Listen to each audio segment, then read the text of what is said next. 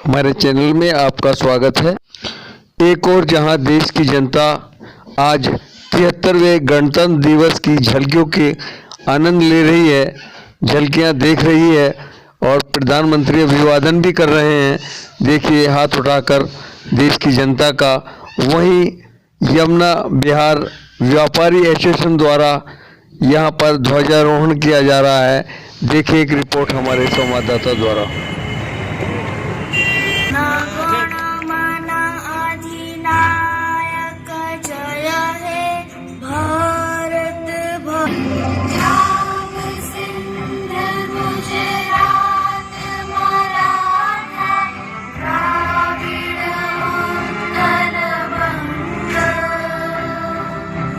विंध्य हिमाचल यमुना गंगा उच्छल जलधि तरंगा तव शुभ नामे जागे तव शुभ आशीष तव जय गाथा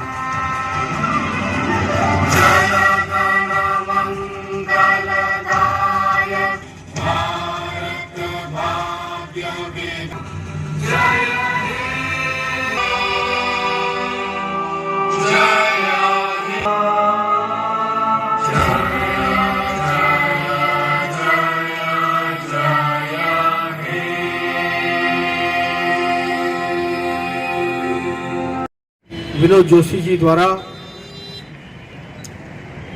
प्यार भरा निमंत्रण जब मुझे मिला आज के इस कार्यक्रम के लिए, सबसे पहले मैं उनका धन्यवाद करता हूं। सुशील जी बेहद कर्मठ, बहुत मेहनती, गोयल साहब रिस्पेक्टेड, और सैफी जी शान हिंदुस्तानी,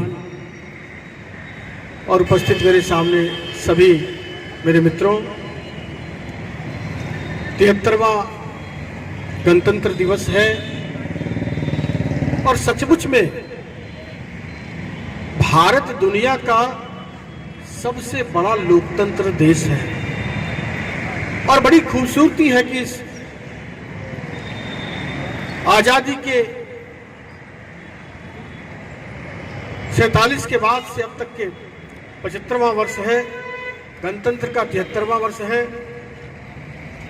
लेकिन अगर 2 साल इमरजेंसी के छोड़ दें तो भारत में खूबसूरती से लोकतंत्र पनपा है, पड़ा हुआ है, और लोगों की रग रग में लोकतंत्र बसा हुआ है। लाखों लोगों ने आज इस दिन के लिए हमें कुर्बानी दी देश में। हम लोग भी आजादी के महत्व को, गणतंत्र के महत्व को समझें। कई बार क्या होता है कि आजादी को समझ लिया भाई कि आजादी तो दी है हमारे महापुरुषों ने, अब आजादी मिली तो हम कहीं भी थूक सकते हैं, हम कहीं कुछ बोल सकते हैं, हम कुछ भी कर सकते हैं। आजादी का ये मतलब नहीं है। और गणतंत्र दिवस ये बताता है संविधान के अनुसार भी कि देश में हमारे अधिकार तो बहुत हैं, पर कर्तव्यों की भी चर्चा होनी चाहिए कि मेरे कर्तव्य क्या हैं। अगर इस 73वें गणतंत्र दिवस पर सिर्फ एक संकल्प भी लेकर चले जाएं कि आज से मेरा कर्तव्य है कि मैं सार्वजनिक नहीं थूकूंगा, कूड़ा नहीं फेंकूंगा, तो भी देश का आप बहुत बड़ी दिवस की सेवा कर देंगे। एक तो शपथ लेकर जाएं। मैं हमेशा कहता हूं प्रत्येक आजादी और गणतंत्र दिवस पर आप सिर्फ एक शपथ लें अपने जीवन का, तो मुझे लगता है कि देश का बहुत भला हो जाने वाला है। हम लोग तो लगातार अभी सैकड़ों वर्ष में जो महामारी आती है उससे जूझ रहे हैं। भारत माता की जोरदार तालियां हो जाए प्रमोद गुप्ता जी के लिए, जो गणतंत्र दिवस के एक शुभ अवसर पर उपस्थित हैं।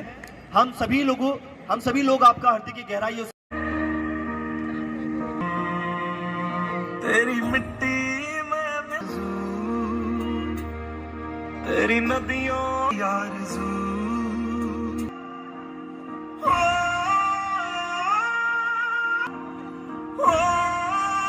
मेरे जहां झूम के भंगड़ा आपस जा ना सकता। और मेरे सभी साथियों, हम आज गणतंत्र दिवस के 73वें आयोजन पर यहाँ पर सब इकट्ठे हुए हैं। हम सबके सब यहाँ जो असम्बल हुए हैं इस गणतंत्र दिवस के ऊपर। भाई एक मोटिव तो है, रिपब्लिक डे जरूर है, पर कहीं ना कहीं हम सबका एकत्रित होने का कुछ और रीज़न भी है। काम धंधे हम सबके जो बंद पड़े हुए हैं, स्टक होकर पड़े हुए हैं, एजुकेशन सेक्टर सबसे ज़्यादा डिस्टर्ब हो जो उसके अंदर है, वो परेशानी वो दुख हम सबके साथ चलता आ रहा है, कोरोना का, बीमारी का, और कहीं ना कहीं बीच बीच में हम सबके लिए रुकावटें पैदा हो रही हैं। हाँ, लॉकडाउन जरूर लगा है, पर ऐसा कुछ नहीं है कि किसी ने भविष्यवाणी कर दी है कि ये लास्ट और अंतिम लॉकडाउन है, ज़िंदगी में इस तरह की कोई समस्याएं हमारे साथ नहीं आएंगी। समाज में आदमी एक दूसरे के प्रति केयरफुल होता है, समाज और स्ट्रांग होता है उस समस्या से लड़ने के लिए। तो ठीक है, समस्याएं जब आती हैं, कहते हैं ना किसी लगातार यदि आप मीठी चीज़ खाओगे तो नमकीन चीज़ का स्वाद का पता नहीं लगेगा। यदि ठीक है, व्यवसाय बना था, व्यापार बना था, अच्छा हम सब लोग कमा रहे थे, एक बुरा दौर आया है, उसने शायद हम सबको केयर किया है अपने प्रति, अपने परिवार के प्रति, कि थोड़ा सा हमें एक उस पॉइंट को भी फोकस करके चलना चाहिए। जब एक बुरा दौर हम सबके साथ आएगा, उस दौरान हम सब किस तरह से समाज में और अपने परिवार के प्रति केयर होंगे। क्यों, एक चीज़ का रियलाइजेशन तो ये हमें जरूर दिला के जा रहा है कि आज हम सब अपने जिस व्यवसाय से जुड़े हुए हैं, जिस व्यवसाय के साथ काम कर रहे हैं, ठीक है, बहुत अच्छा है, पर इस उतार चढ़ाव की ज़िंदगी में कोरोना टाइम पे कुछ ऐसे यार दोस्तों का साथ छूटा है जो चलते हुए, हाँ, कहीं ना कहीं एक चीज़ रियलाइजेशन जरूर इधर आ रही है कि आज इस कोविड टाइम पे या इस तरह से आती हुई बीमारियों को देखते हुए भविष्य में हम किसी एक काम के ऊपर निर्भर नहीं रह सकते। हम सोच के चलें कि जिस काम को लेकर चले ताउम्र उस काम को ही लेकर बैठे रहें, तो शायद आने वाले टाइम पे हमारे साथ छोटी मोटी समस्याएं इस तरह से हमेशा बनी रहेंगी। तो फिर ज़िंदगी में जब इस तरह से कोई रुकावटें आती है तो वो आपको सोचने का एक मौका और देती है कि भाई अब ज़िंदगी में एक करवट ली है, आप अपने बारे में, अपने परिवार के बारे में कुछ नए पहलू को सोचें। तो देखने का नज़रिया है लोगों का कि इस पहलू को किस तरह चढ़ते हैं। देखो, नेचर का प्रकृति का एक नियम है, पतझड़ आएगा तो एक दिन सावन भी आएगा। ऐसा नहीं है कि ताउम्र हमेशा कोरोना रहेगा, पर हाँ, अपने आप को संभालो, समाज में एक दूसरे के साथ केयरफुल रहो, सक्षम बनाओ अपने आप को, और ये बीमारी से भी लड़ेंगे और आने वाली ऐसी जैसी समस्या होंगे तब भी हम लड़ते रहेंगे। जय भारत, जय इंडिया। जो कि हमारा राष्ट्र पर्व है। जहाँ तक बोलने की बात है, मेरे से पहले कई प्रवक्ताओं ने आके विभिन्न आपको जानकारियाँ दी, संविधान के बारे में बताया और अपने कर्तव्यों के अलावा अधिकारों के बारे में भी बताया।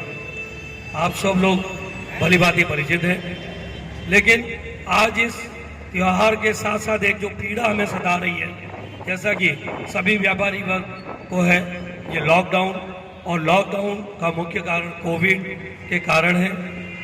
तो जहाँ तक मैं समझता हूँ, ये कोविड की जो संख्या है सबसे ज़्यादा टीवी के अंदर है, फिर अखबारों में है और फिर हमारी चर्चाओं में है। कोविड फैल रहा है, जरूरी है उसके लिए हम लोग सावधान रहें, प्रिकॉशन रखें, मास्क, 2 गज की दूरी, जो भी नियम है वो बना के रखें। लेकिन इस तरह से बंद करके इसमें कई लोग बेघर हो गए हैं, अच्छा से अच्छा व्यापारी और बड़ा से बड़ा और छोटा से छोटा।